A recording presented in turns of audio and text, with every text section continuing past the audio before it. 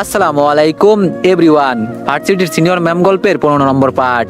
তো চলো বেশি কথা না কইয়া গল্প শুরু করা যাক। দরজা খুলে ভিতরে যেতেই দেখি অফিসের সেই পরি মেয়েটা রানীর সাথে বসে খেলা করছে। আজকে মাত্র যেই মেয়েটার সাথে আমার পরিচয় হয়েছে সেই মেয়েটা আমার বাড়ি পর্যন্ত এসে গেছে। এটা কিভাবে হতে পারে? আমার তো এখন মাথায় কাজ করছে না। ও আমার বাসার ঠিকানা পেলো কিভাবে? রানী আমাকে দেখে বাবা বলে দৌড়ে এসে জড়িয়ে ধরলো। আমি রানীকে কোলে নিতেই পরি বলল, তা মিস্টার, কি খবর আপনার? আমি বললাম, আমার বাসায় তুমি কিভাবে? রানী বলল, বাবা, ওনাকে আমি এখানে নিয়ে আসছি। আমার এখানে একা একা ভালো লাগছিল না, তুমি তো আমাকে ফেলে চলে গেলে। পরে আমি ওনাকে কল দিয়েছিলাম। পরি বলল, আমি জানি আপনার বউ নেই আর আপনি কোনো কাজে না কোনো কাজে বিজি থাকেন, এজন্য আমি আপনার মেয়ের কাছে ফোন নম্বর দিয়েছিলাম আর রানী কল দিয়েছিল, এজন্য আসলাম। আমি আবার একা একলা একজন মানুষ, তাই তো আসলাম, কিছুটা সময় হলেও তো কাটবে। রাগ করলেন নাকি আমি এখানে আসছি দেখে? আমি বললাম, না, রাগ করবো কেন, ভালো করছেন। রানী বলল, বাবা, আমি বাইরে গিয়ে খেলা করি, তোমরা কথা বলো। রানী আমার কোল থেকে নেমে দৌড়ে বাইরে চলে গেল। আমি কাপড় চেঞ্জ করছি আর পরি বসে আছে। আমি আগ বাড়িয়ে বললাম, তা পরি ম্যাডাম, এখন কি বাসায় যাবেন নাকি? পরি বলল, কেন, আপনাকে বুঝি বিরক্ত করছি আমি? আমি বললাম, না, আমি এটা বলি নাই, আমি ব্যাচেলার একজন মানুষ, কেউ যদি আমাদের একসাথে দেখে তাহলে খারাপ কিছু মনে করবে। এমনিতেই আমি মানুষটা এতটাও ভালো না, আমার কারণে দুইটার মেয়ের জীবন নষ্ট হয়েছে। পরি বলল, আমি তো এইসব জানি না আর জানতেও চাই না, আমি এখানে আসছি আপনার মেয়ের জন্য। রানীকে আমার বেশ ভালো লাগে, আপনি আবার মন খারাপ করেন নাই তো আমি এখানে আসছি দেখে? আমি বললাম, আরে না, তবে আমি শুধু এটুকু বলছি যে পরি আমার দিকে এগিয়ে এসে বলল, ওর আম্মু কিভাবে মারা গেছে? আমি বললাম, অ্যাক্সিডেন্ট। পরি বলল, ও, দুইটা মেয়ের জীবন নষ্ট করছেন মানে? বুঝলাম না বিষয়টা। আমি বললাম, আপনি আমার অফিসের কলিগ, পার্সোনাল কিছু বলতে চাই না আপনাকে। পরি বলল, ওকে, আপনার ইচ্ছে, মেয়ে দেখবো কি আপনার জন্য? আমি বললাম, বিয়ের স্বাদ মিটে গেছে আর না, জীবনে উচিত শিক্ষা হয়েছে। পরি বলল, যদি কেউ আগ বাড়িয়ে আসে আপনাকে বিয়ে করতে? আমি বললাম, ধুর, জানতো, এইসব উল্টাপাল্টা কথা ছাড়েন, এইসব কথা শুনতে আমার আর ভালো লাগছে না। পরি বলল, আমাকে একটা জিনিস শিখাবেন? আমি বললাম, এত কিছু শিখাতে পারবো না, আমার এখন রান্না করতে হবে। পরি বলল, রান্না বান্নার কাজ কিন্তু মহিলাদের। আমি বললাম, আমার কেউ নেই দেখেই তো আমি রান্না করি। পরি বলল, আমাকে রান্নাঘর দেখিয়ে দেন। আমি বললাম, পরি ম্যাডাম, আপনার কাছে আমি হাত জোর করে বলছি, এখন বাসায় যান, প্লিজ বিরক্ত করবেন না আমাকে। আমি যে রান্নাঘরে যাব তখন পরি আমার সামনে চলে আসে। আমি নিজেকে সামলাতে না পেরে পরীকে নিয়ে নিচে পড়লাম। পরি আমার নিচে আর আমি ওর উপরে। রানী বলল, বাবা, তুমি কি পরি আন্টিকে আম্মু করবে? করলে ভালোই হবে, উনি কিন্তু খুব ভালো, আমাকে খুব আদর করবে। রানীর কথা শুনে তাড়াতাড়ি পরির উপর থেকে উঠে গেলাম। পরি দাঁড়িয়ে লজ্জায় দৌড়ে চলে গেল। বেচারি হয়তো লজ্জা পেয়েছে, এই মেয়ে হঠাৎ করে আবার আমার পিছনে লাগলো কেন? এখানে কোনো কাহিনী তো আছে, চিনা নেই জানা নেই, এই মেয়ে আমার বাসা পর্যন্ত চলে আসলো, খোঁজ খবর লাগাতে হবে আমার। রানী বলল, বাবা, কি চিন্তা করো? আমি বললাম, না আম্মু, কিছু না, আমি রান্না করি, তুমি গেম খেলো, ঠিক আছে? রানী বলল, ওকে বাবা। আমি রান্নাঘরে গিয়ে ইভাকে কল দিলাম। ইভা ফোন রিসিভ করেই বলল, এতদিন পর মনে হলো আমাকে। অনেক্স হচ্ছে সবচেয়ে বিশ্বস্ত বুকমেকার, যা পিএইচডি এবং সিরিয়া অ্যাপের অফিসিয়াল পার্টনার। আর আপনারা তো জানেন ফিফা ওয়ার্ল্ড কাপ শুরু হয়ে গিয়েছে আর এটাই হতে পারে সবচেয়ে বড় সুযোগ আপনার প্রিয় দলকে সমর্থন করার। এই অ্যাপসে আপনি cricket, football, tennis live match দেখতে এবং তাদের স্কোর ভবিষ্যৎবাণী করে সহজেই অর্থ উপার্জন করতে পারবেন। সেই সাথে বিএমডব্লিউ গাড়ি, আইফোন, ল্যাপটপ এবং আরো অনেক নগদ পুরস্কার জেতারও সুযোগ রয়েছে। এই অ্যাপটিতে আপনি crush crystal, under and over 21 ইত্যাদি গেম খেলে সহজেই আয় করতে পারবেন। আপনি বিকাশ, নগদ, রকেট, ব্যাংক, ক্রিপ্টো, পেপাল এবং অন্যান্য সহজ পদ্ধতির মাধ্যমে সহজেই আপনার জেতা টাকা তুলতে পারবেন। এখানে আপনি 24 ঘন্টা 7 দিন গ্রাহক সহায়তা পাবেন। তাই এখনই গুগলে অনেক সার্চ করে প্রথম ওয়েবসাইটে গিয়ে রেজিস্ট্রেশন করুন। আর হ্যাঁ, রেজিস্ট্রেশনের সময় আমার প্রোমো কোড VOTO7 ব্যবহার করে প্রথমবার ডিপোজিটে 20,000 টাকা পর্যন্ত পান। আমি বললাম, তুই তো জানিস আমি এখন কি অবস্থায় আছি, আমার বর্তমান অবস্থা খুব খারাপ, সবাই আমাকে ছেড়ে চলে গেছে, তবে একটা পিক দিচ্ছি, দেখতো, ওর সম্পর্কে একটু ডিটেলস লাগবে।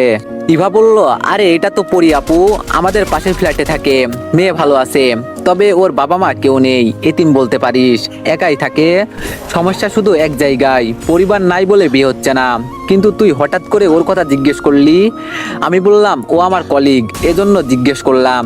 ইভা বলল, ও আচ্ছা, ভালো, তবে দেখিস আবার প্রেমে পড়ে যাস না, আমার মতে যদি ওর উপর আসক্ত হোস ভালোই হয়, আমি বলি কি সবকিছু ভুলে ওর মতো মেয়েকে নিয়ে।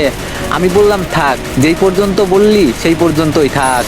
ইভা বলল, রাসেল আর ওর বউকে মেরে কাজটা ভালো করলি, এটা যদি আরো আগে করতি তাহলে বেশ ভালো হতো। আমি বললাম তুই কিভাবে জানিস? ইভা বলল, ভুলে যাস না, আমি এই পথে তোর আগে থেকেই কাজ করি। আমি বললাম আচ্ছা রাখি রে, রান্না করতে হবে। ইভা বলল, রান্না করার জন্য হলেও কাউকে খুঁজে নে। দেখ, আমার বাংলা কথা হলো, পুরাতন কিছু মনে রেখে লাভ আছে? ভালোবাসার মাইরে গুল্লি মেরে চোখ বন্ধ করে কাউরে বিয়ে করে নে, তোর মেয়ের জন্য শুধু। মামা, ভালোবেসে তুমি এতদিন কি পেলে? কিছুই না, শুধু কষ্ট। শেষ একটা চান্স নে, ভালোবাসা ছাড়া অন্য কাউকে বিয়ে কর, দেখ সুখে শান্তিতে সংসার করতে পারবি। যদিও রিয়া ভাবি তোরে ভুল বুঝে চলে গেছে, তোরে একবার তো জিজ্ঞেস করা উচিত ছিল যে এইসব কেন করলি। বেশি না 5টা মিনিট রিয়া ভাবি তোর সাথে কথা বলতো, কিন্তু রাগে তেজে চলে গেল। আর তুই কি এমন অপরাধ করে ফেললি যে চলে গেল? মিমিও তো তোরে ভালোবাসতো, আর ওর বাচ্চার বাবাও তুই, সেই হিসাবে ওর অধিকার আছে তোর উপর। একটা পুরুষ 2টা বিয়ে করতেই পারে, এটা স্বাভাবিক। আমি কথাগুলো এজন্য বললাম কারণ আমার চোখে তুই দোষী না। রিয়া ভাবি উনি রাগে চলে গেল, তুইও দেখিয়ে দে, কারোর জন্য কারোর জীবন থেমে থাকে না। অতীত নিয়ে বাঁচলে শুধু কষ্ট পাবি, বর্তমান চিন্তা কর। আমার কথায় আবার কষ্ট নিবি না।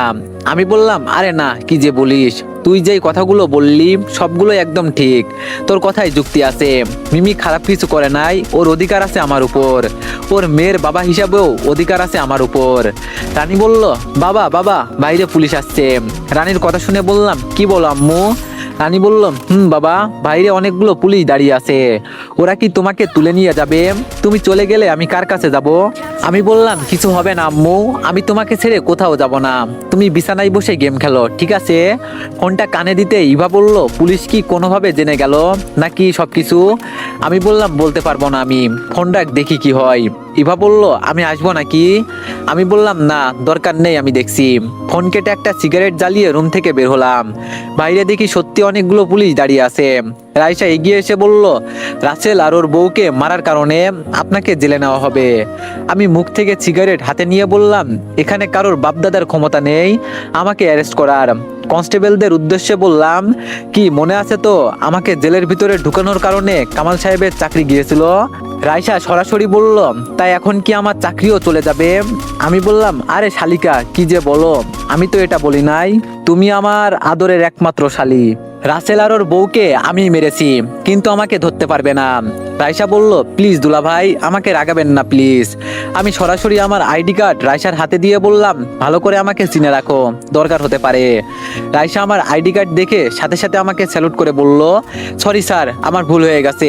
আমি বললাম, বুঝলাম। রাইসা সবাইকে বলল থানায় যেতে। সবাই যেতেই রাইসা বলল, আপনি এত উচ্চ পদে চাকরি করেন, কিন্তু একদিনও এই কথা বলেন নাই আমাকে, কেউ আপনার পরিচয় পর্যন্ত জানে না। আমি বললাম, এইসব কথা ছাড়ো, তোমার বোনের খবর কি? রাইসা বলল, জানি না, বলতেও পারি না, আপু একটু বেশি বোঝে। যখন শুনলাম মিমির মেয়ের বাবা আপনি, তখন আমার মনে হয় নাই যে আপনি অপরাধী, মিমির অধিকার ছিল আপনার উপর। আমি বললাম, তোমার বোনের আশা বাদ দিয়ে দিয়েছি, এত ইগো তোমার বোনের। রাইসা বলল, দুলা ভাই, আমার বিয়ে ঠিক হয়েছে। আমি বললাম, ওমা তাই নাকি, তার ছেলে কি করে? রাইসা বলল, শুনেছি ব্যবসা করে নাকি। আমি বললাম, ভালো। রাইসা বলল, আগামী শুক্রবারে আপনি যাবেন না?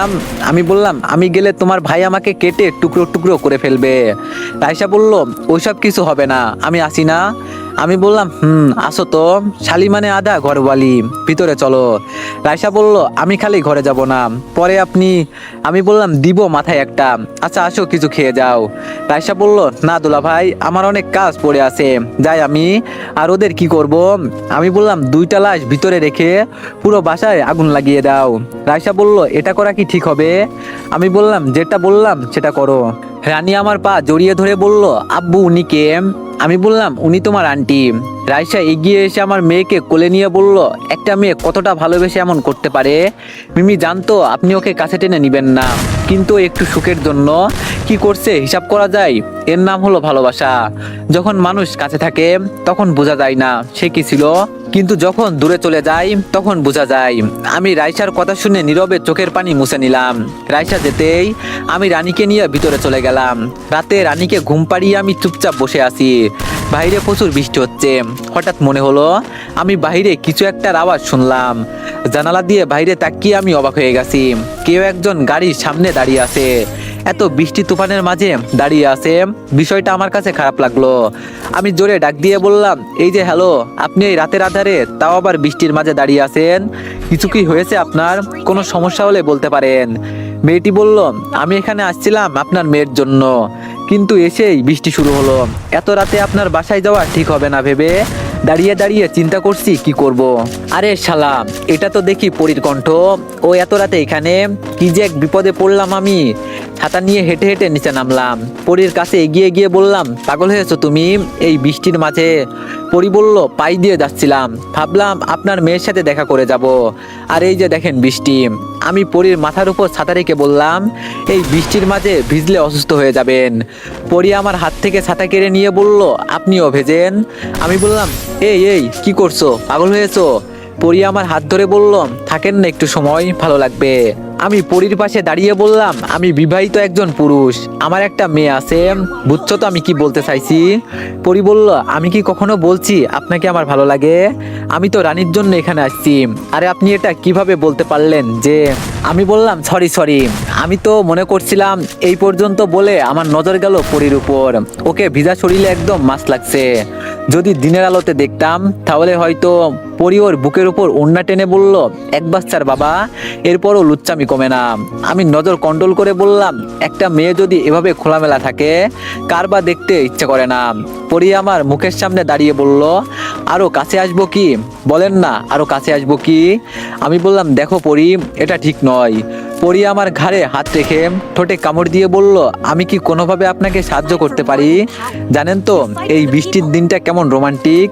আমি তাড়াতাড়ি পরীকে ছেড়ে বললাম, তুমি যা ভাবছো তা কখনো হবে না। তোমার সাথে আমার শুধু একদিনের পরিচয়। আমি মনে করি আমাদের এত দূরে যাওয়া ঠিক হবে না। পরী বলল, আমি স্পষ্ট দেখতে পাচ্ছি অতীতের স্মৃতি আপনাকে কুড়ে কুড়ে খাচ্ছে। অতীত ভুলতে চেষ্টা করেন, অতীত নিয়ে বাঁচলে শুধু কষ্ট পাবেন। আমি আকাশের দিকে তাকিয়ে বললাম, এই কষ্টটাই তো তিল তিল করে আমাকে শেষ করে দিচ্ছে। পরী বলল, আমার খুব শখ ছিল কোনো এক বৃষ্টিময় রাতে কারো হাত ধরে নাচার ইচ্ছে। পূরণ করবেন আমার এই ইচ্ছেটুকু? আমি বললাম, প্রিয় মানুষকে বলো। পরী বলল, কেউ নাই তো দেখেই তো আপনাকে বললাম। আমি বললাম, আমি পারবো না, বাসায় যাও। পরী বলল, প্লিজ। আমি বললাম, আমি পারবো না বললাম তো। পরী বলল, আমার চোখের দিকে তাকিয়ে বলেন পারবো না। এই কথা বলে পরী ফোনে গান বাজাতে লাগলো। পরী এসে আমার হাত ধরে বলল, আপনি শুধু আমার সাথে থাকবেন, আর কিচ্ছু করতে হবে না। পরীর দিকে তাকিয়ে হঠাৎ করে আমার কি হলো জানি না, এই বৃষ্টির রাতে ওর সাথে সঙ্গ দিতে লাগলাম। হঠাৎ করে আওয়াজ আসলো, বাহ, আমার বাবা তো খুব সুন্দর নাচতে পারে। উপরে তাকিয়ে দেখি বেলকনিতে আমার মেয়ে দাঁড়িয়ে আছে। তাড়াতাড়ি পরীকে ছেড়ে দিয়ে বললাম, বাসায় যাও, এখন আমার মেয়ে উঠে গেছে। শূন্যের মাঝে ঠাস ঠাস করে কে যেন গুলি করতে লাগলো। পরী ভয় পেয়ে গাড়ি নিয়ে যেতে যেতে বলল, কালকে অফিসে দেখা হচ্ছে তাহলে বাই। আমি তাড়াতাড়ি উপরে চলে গেলাম। উপরে যেতেই রানী হাসতে হাসতে বলল, বাবা, পরী আন্টির সাথে এত কিছু, খুব সুন্দর নাচ হয়েছে বলতে হবে।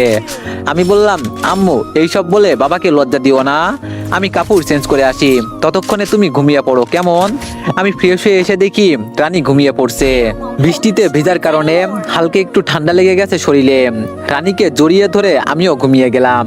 সকালে ঘুম থেকে উঠে রান্নার কাজ শেষ করে নিলাম। রানীকে তৈরি করে স্কুলের উদ্দেশ্যে রওনা দিলাম।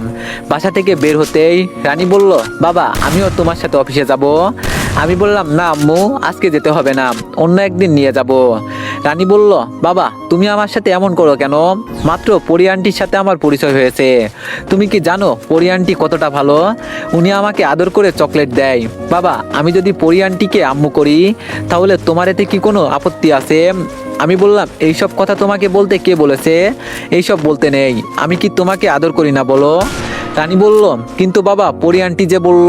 আমি বললাম, এখন চুপ করো তো, আমি না আসা পর্যন্ত স্কুলে থাকবে, কোনো দুষ্টুমি করবে না কিন্তু। রানী বলল, ওকে বাবা। রানীকে স্কুলের বারান্দায় নামিয়ে দিতেই আবার বৃষ্টি শুরু হলো। বাসা থেকে ছাতাও নিয়ে আসি নাই, কি যে এক বিপদে পড়লাম। তাড়াতাড়ি হেঁটে রাস্তার কাছে গেলাম, কিন্তু গাড়িও পাচ্ছি না। শরীর অর্ধেক ভিজে গেছে, আর একটু দাঁড়িয়ে থাকলে সব ভিজে যাবে। হঠাৎ করে আমার মাথার উপর কে যেন ছাতা ধরলো। আমি ঘুরে তাকিয়ে দেখি পরি। আমি তাকাতেই পরি বলল, এভাবে মায়াবী দৃষ্টিতে তাকাবেন না, আমার কেমন কেমন যেন লাগে। আপনার তাকানোর মাঝে এক অন্যরকম জাদু আছে যা আমাকে পাগল করে দেয়। আপনি মানুষটাই এমনি সুন্দর, তার উপর এভাবে তাকালে আমি পাগল হয়ে যাব। রাতে আপনার হাতের ছোঁয়া পেয়ে সারা রাতভর শুধু আপনার কথাই চিন্তা করছি। আল্লাহ মানুষ সৃষ্টি করেছে ঠিকই, কিন্তু তার ভিতরে এমন কিছু দিয়েছে যেগুলো কাছ থেকে একটা মানুষ দেখলে পাগল হয়ে যাবে, যেটা আমি বললাম, পরি হয়েছে হয়েছে, থামো প্লিজ। আর কি বলছে এইসব সকাল সকাল, মাথা খারাপ হয়ে গেছে? পরি বলল, হয়েছে তো আপনার জন্য। গুলি করেও মারোনি আমাকে, লাঠি দিয়েও মারোনি আমাকে, শুধু তোমার চোখের চাহনিতে আমাকে মেরেছো, তোমার ওই চোখের। আমি বললাম, পরি এবার বেশি হয়ে যাচ্ছে, থামো তুমি, আমি গেলাম। পরি বলল, আরে বাবা সরি, মজা করলাম, তবে যা বলছি মন থেকেই বলছি, এগুলো মজা নয় একদম। আমি বললাম, পাগলামো বাদ দিয়ে বলো, আমি এখানে তুমি কিভাবে জানো? পরি বলল, আমি সকাল সকাল আপনাকে নিতে বাসার সামনে আসছিলাম, এসে দেখি রানীকে নিয়ে স্কুলে যাচ্ছেন, তাই আমিও আপনার পিছনে পিছনে চলে আসলাম। আমি না আসলে তো ভিজে যেতেন।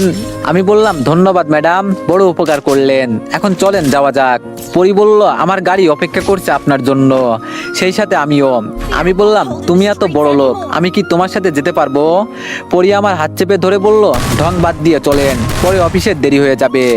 পরির সাথে গাড়িতে গিয়ে বসলাম, ড্রাইভার গাড়ি চালাতে লাগলো। পরি ধীরে ধীরে আমার হাত চেপে ধরলো। আমি ওর দিকে তাকাতেই ও এমন বাহানা করলো যে মনে হয় ও কিছুই করে নাই। তবে ইদানিং পরি আমার সাথে একটু বেশি বেশি করছে।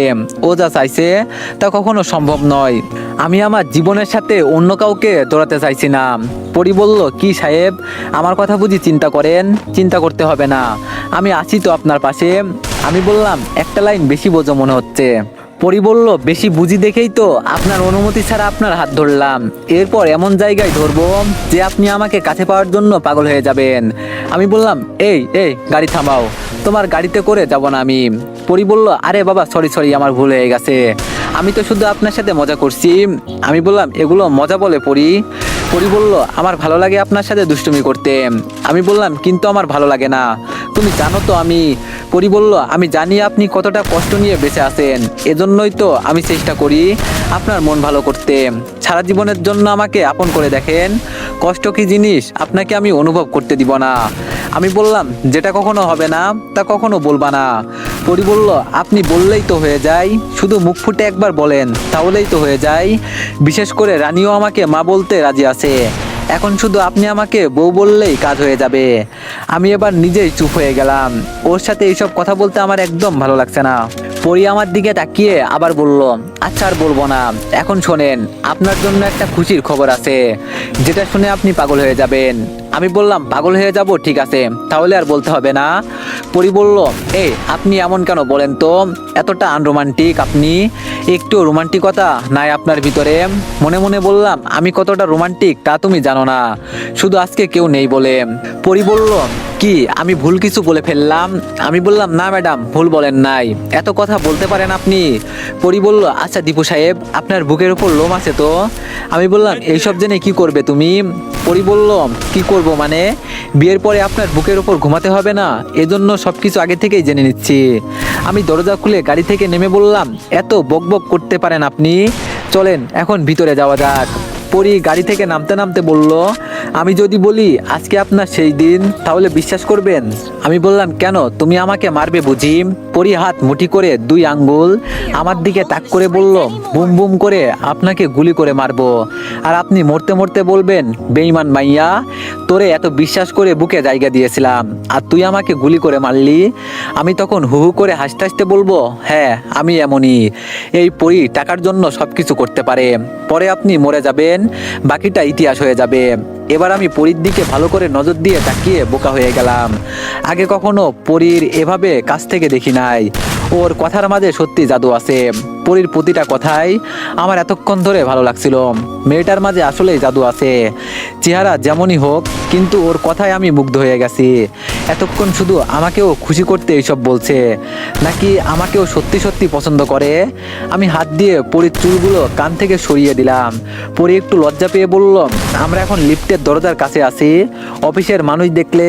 আমি তাড়াতাড়ি পরীকে ছেড়ে লিফটের দরজার ভিতরে চলে গেলাম। নিজের মাথায় নিজে নিজেই টুকা দিয়ে বললাম, মাঝে মাঝে আমার জ্ঞান যে কোথায় হারিয়ে যায় বলতেও পারি না। পরি মাথা নিচু করে লিফটের ভিতরে ঢুকলো। হ্যাত্তেরি, এতক্ষণ মেয়েটা কি সুন্দর কথা বলছিল, দিলাম সবকিছু গোলমাল করে। অফিসের দরজার কাছে পা রাখতেই সবাই আমার দিকে ফুল ছিটাতে লাগলো। আমি কোনো কিছু বুঝতে না পেরে আপুর দিকে তাকালাম। হয়তো আপু আমাকে মেনে নিয়েছে আর সবাইকে বলছে আমি ওর ভাই, এজন্য ফুল দিয়ে বরণ করে নিচ্ছে আমাকে। পরি পাশ থেকে বলল, কি বলছিলাম সাহেব, আপনার জন্য একটা সারপ্রাইজ আছে। এখন তো বিশ্বাস হলো আমার কথা। ফুল ছিটানো শেষ হতেই আবির এগিয়ে এসে বলল, গুড লাক বন্ধু, তোর এই নতুন জীবনের শুভেচ্ছা জানাই। হ্যাপি বার্থডে বন্ধু, আজকে তোর জন্য আমরা সবাই ছুটি পেলাম। মজা কর অফিসে। এই সবাই তাহলে চলো যাওয়া যাক। এই কথা বলে সবাই চলে গেল। এখন আমি, পরি, আপু, দুলাভাই আর রুদ্র দাঁড়িয়ে আছে। পরি আপুর পাশে দাঁড়িয়ে বলল, ম্যাডাম ও এখন তৈরি, এখন তাহলে আমরা কাজ শুরু করি। পরির কথা শুনে মনে মনে বললাম, কাজ মানে কিসের কাজের কথা বললো? আর আমার জানা মতে আজকে তো আমার জন্মদিন নয়, এটা আপুও জানে। এখানে কোনো এক ষড়যন্ত্র চলছে, কিন্তু কেউ আমাকে কিছু বলছে না। আপু একটা কাগজ নিয়ে এসে বলল, এখানে একটা সাইন করে দে, আর কিছু লাগবে না, এরপর তোর জীবন তুই মুক্ত করে দে। আমি বললাম, এক্সকিউজ মি ম্যাডাম, আপনি কি বলছেন, আপনার মাথায় আছে তো? আমি এখানে সাইন করব মানে? আপু হাসি দিয়ে বলল, বাবা মারা যাওয়ার আগে তোর নামে বাজারের নতুন মার্কেট পুরোটা তোর নামে লিখে দিয়ে গেছে, কিন্তু তুই বলতে পারিস না। যেখানে একটু জায়গা কিনতে কোটি টাকার প্রয়োজন হয়, সেখানে বাবা তোরে পুরো বাজারটা লিখে দিয়ে গেছে, কিন্তু তুই জানিস না, আমি জেনে গেছি। এখন এখানে সাইন কর। আমি এইসব শুনে রেগে বললাম, ছিছি আপু, তুই এতটা নিচু হতে পারলি? আমি তোর ভাই হবার সত্ত্বেও। আপু ঠাস ঠাস করে আমার গালে দুইটা চড় দিয়ে বলল, আগে টাকা পরে ভাই, আমার কাছে এখন টাকাই সব কিছু, তুই সাইন কর বলছি। আমি এখন ভালো করেই বুঝে গেছি, সবাই মিলে ষড়যন্ত্র করে আমাকে এখানে নিয়ে আসছে। এখানকার ভাবসাব খুব একটা ভালো না। আপু এখন চেঞ্জ হয়ে গেছে, ওর টাকার জন্য আমাকে খুন করেও ফেলতে পারে। নিজেকে বাঁচানোর জন্য দিলাম এক দৌড়। দরজার কাছে যেতেই কে যেন আমাকে জোরে একটা লাথি দিল। লাথি খেয়ে আমি ভিতরে এসে পড়লাম। জোরে হুঙ্কার দিয়ে হাসতে হাসতে বলল, আহ দীপু, তোর কপালে আর শান্তি হলো না রে, তোর কপাল খুব খারাপ। ইস, তোর জন্য আফসোস হয়। কথাগুলো যে বলল তাকে দেখে আমার চোখ বড় বড় হয়ে গেল। নিজেকে নিজে বিশ্বাস করাতে পারছি না। না না, এ হতে পারে না। রাসেল কিভাবে বেঁচে আছে? ওকে আমি নিজ হাতে গুলি করে মারছি। রাসেলের পিছনে ওর বউকে দেখে আমি আরো বড় শক খেলাম। আমি কি সত্যি বেঁচে আছি? ওদের দুজনকে আমি স্বয়ং নিজ হাতে গুলি করছি। এটা কিভাবে হলো? কিভাবে হলো? আমার মাথায় কাজ করছে না। আমি দুই হাত দিয়ে মাথা চেপে ধরলাম। আমি কি পাগল হয়ে গেছি? এটা কিভাবে হতে পারে? কি হচ্ছে আমার সাথে এইসব? রাসেল আমার মাথার কাছে বসে বলল, চাপ নিস না, একটু পর অরিজিনাল পাগল হয়ে যাবি, তার আগে সাইনটা কর। রাসেল আপুর কাছে গিয়ে বলল, আপু কাগজটা দেন, কিভাবে সাইন করাতে হয় আমি দেখছি। রাসেলের বউ আমার সামনে দাঁড়িয়ে বলল, কিরে, আমার কাপড় খুলে আমাকে ধর্ষণ করবি না? আমি তো তোর জন্য অপেক্ষায় ছিলাম, কিন্তু তুই আসলি না। এই যে দেখ, আমি তোর সামনে দাঁড়িয়ে আছি, আমি কিন্তু মরি নাই। ইচ্ছে করলে আবার আমাকে ধর্ষণ করতে পারবি। পারবি না জানি, কিন্তু থেমে থাকিস না, চেষ্টা কর। ও, আমি তো ভুলেই গেছি, আজকের পর থেকে তো তুই পাগল হয়ে যাবি, পাবনায় থাকবি তুই। রাসেল বলল, আহা, ওকে এইসব বলে আর কষ্ট দিও না তো। বেচারা এমনি বেঁচে আছে নাকি মারা গেছে বলতে পারছে না। তো এখন সাইন করবি নাকি অন্যভাবে ব্যবস্থা করব? আমি রুদ্রর দিকে তাকাতেই রুদ্র মাথা নিচু করে বলল, বন্ধু, আমার একটা বউ আর বাচ্চা আছে, এই চাকরিটা গেলে আমার রাস্তায় বসতে হবে। রাসেল বলল, বাঁচার মতো কোনো রাস্তা নেই, সাইন কর বলছি। আমি বললাম, আপু তুই শেষ পর্যন্ত রাসেলের সাথে হাত মিলালি, ওদের আমি মেরে ফেলছি, এরপরও কিভাবে বেঁচে আছে? রাসেল আমার চুলির মুঠি ধরে বলল, সাইন কর, নইলে মেরে ফেলবো। আমি বললাম, আমি মরে গেলেও সাইন করব না। আপু একটা লাঠি এনে আমার মাথায় আঘাত করে বলল, সাইন কর বলছি, তুই মরলে তোর মেয়েকে কে দেখবে? আমি বললাম, আমি মরলে পরি। এইটুকু বলতেই পরি হাসতে হাসতে বলল, আমি তোর মেয়েকে দেখবো? এতদিন তোর সাথে প্রেমের অভিনয় করছি, আমার তো ঘৃণা লাগে তোর সাথে কথা বলতে। সিসি, গা থেকে গন্ধ আসে। আর আমাকে কি তোর মনে হয় আমি তোর কলিগ? আমি এই অফিসের ম্যানেজার, এখন তো বুঝলি। আমি বললাম, পরি তুইও আমাকে ধোকা দিলি। পরি বলল, তুই করে কথা বললে জিভ টেনে ছিঁড়ে ফেলবো। তোর কি যোগ্যতা আছে যে আমাকে তুই করে বলবি? 2 টাকার চাকর কোথাকার। আপু বলল, এত কথা বলে সময় নষ্ট করতে পারবো না, এখন সাইন কর। আমি বললাম, এই আপু, আমার দিকে তাকায় একবার। আমি না তোর আপন ভাই? একই মায়ের পেটে জন্ম আমাদের। মা মারা গেলে বড় বোন হয় মায়ের সমান। তুই তো আমার মায়ের মতোই। মা হয়ে ছেলেকে মারতে পারবি? একটুও কি তোর হাত কাঁপবে না? এই হাত দিয়ে না তুই আমাকে খাইয়ে দিতি, আজকে এই হাত দিয়ে আমাকে মারতে পারবি? আমার সব কিছু মানে তোর। কেন আমার সাথে এমন করিস? দেশে আসছি থেকে একটুও শান্তি পাই নাই। সবাই এই এতিম ছেলেটার পাশে থাকতে চায় না। প্লিজ আপু, পাগলামো বন্ধ কর। আমি আর এইসব সহ্য করতে পারছি না। প্লিজ আমাকে মুক্তি দে এবার। আপু নিচে বসে আমার মাথায় হাত রেখে বলল, জীবনের মতো শান্তি পাবি আজকে। নিজেকে নিয়ে আর তোর টেনশন হবে না। নিজেকে নিজে চিনবি না, তোর কিসের টেনশন হবে তোর? আর যদি কোনোদিন ভালো হতে পারিস, তাহলে রাসেল কেন মরে নাই সেই রহস্য আমি বলবো, ঠিক আছে? এখন সাইন কর, কেমন? তুই তো আমার লক্ষ্মী ভাই। আমি চোখ বন্ধ করে বললাম, এই একটা সাইনের জন্য এত কিছু? ঠিক আছে যা, আমি সাইন করব না। যা পারিস কর তুই, আমিও দেখবো তুই কি করতে পারিস। আপু বলল, আমি অনেক কিছু করতে পারি ভাই, যেটা তুই জানিস না। এতদিন তো ছোটখাটো ভিলেনের সাথে খেলা করলি, কিন্তু কেউ জানে না এই গল্পের ভিলেন আমি। এই তোরা কেউ কি জানিস এই গল্পের ভিলেন আমি? সবাই জানে আমি তোর বোন, অথচ আমি এই গল্পের ভিলেন। আমার তো বলতেও ভালো লাগছে। ও কি যেন মনে হয়েছিল তুই গোয়েন্দা সংস্থায় কাজ করিস না। এখন আমার গোয়েন্দা সংস্থা দেখতো একটু। তুই তো এমনি সাইন করবি, অতটা কষ্ট করছি আমি। কই রাইসা নিয়ে আসো তো। আপুর কথা মতো রাইসা আমার মেয়েকে নিয়ে ভিতরে ঢুকলো। রানী আমাকে দেখে কান্না করতে করতে বলল, বাবা, ওরা তোমাকে মেরেছে খুব না? তুমি যাকে আন্টি বলতে বলছো, উনি আমাকে চড় দিয়েছেন, খুব বাজে আন্টি। আমি বললাম, রাইসা শেষমেশ তুইও, তোরে আমি চাকরি বাকরি সব কিছু দিলাম, শেষমেশ তুই এমনটা করতে পারলি?